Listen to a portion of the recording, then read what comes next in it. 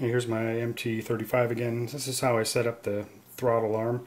I used a high-tech metal arm and a 12mm socket head screw coarse thread and two nuts. I used the two nuts so I can get some distance above the choke arm. Okay, so it doesn't interfere there. So a screw and two nuts. What you need to do is take and run this screw through the servo arm and then through the two nuts just to the end of the two nuts, and then place it on top and then thread it through all three.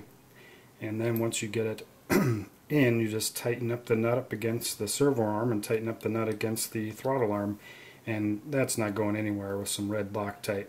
And got some good movement in here. The throttle arm, I just took and drilled a hole through that locking mechanism. I ran a screw in there, and I'll probably use a metal clevis on there. Maybe even just one side of the metal clevis. That should work. Oh, and one other way to do the timing. The other way to do the timing is to take and use the measurements of the hub. You just take a dial caliper and measure the hub. So we're going to put the dial caliper on the hub. And you get 31.9, we'll say 31.95.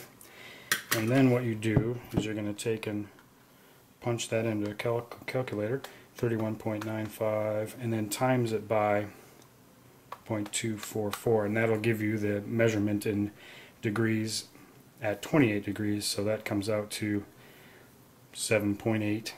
So then obviously you're just going to find 7.8 on your caliper. Close enough for the video there. There's my 7.8. Okay, and then coming back to the motor, what you need to do is again find top dead center.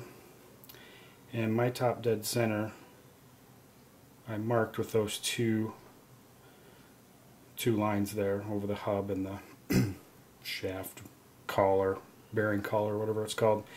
So there's top dead center, and then take your caliper and on that shaft collar or whatever this is, just measure 7.8 back, and then move your hall sensor until the plug fires right at that point. So here's top dead center, and you're just going to go back, and you just keep going back and forth and adjusting the hall sensor back and forth until that plug fires right on that point. That's 8 millimeters back from top dead center, and then you'll be in good shape. And I tested it all three ways. I used the RCXL sensor, I used a dial that I fabricated, and then this method, and they're all exactly right on that spot. And I usually do this one to kind of test the other two, so it doesn't matter. Oh, another thing, I put a little collar on here because I nearly lost that key in there 3 times already, so it's not coming apart now, and I'm not going to lose that key anymore.